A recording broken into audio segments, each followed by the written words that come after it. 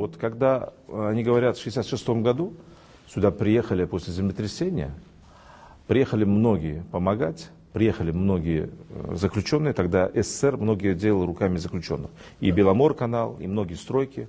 В Ташкенте тоже приехали с Белоруссии, с Украины, с России, многие заключенные. Но многие здесь и остались. Кирилл, население Ташкента было около 300-400 тысяч до землетрясения. Потом здесь стало почти 1 миллион. Очень многим понравилось, тогда же не было понятия прописки, паспорт один был серпастый. И многие остались здесь, поэтому многие дома, которых вот здесь даже С5, в котором мы сейчас сидим, они сами построили, сами остались, сами здесь живут. Но наш язык они, кстати, за 40 лет и за 60 лет не научились. Ну, как утверждал Карл Маркс, это вроде бы ему принадлежит, или говорят, что принадлежит это другому человеку, что язык страны, где он живет, не знает 2 человека. Первый — это оккупант, который оккупировал. Но, видимо, в сознании многих людей они оккупанты. Второй — это идиот, то есть человек, не могущий думать, мыслить или читать.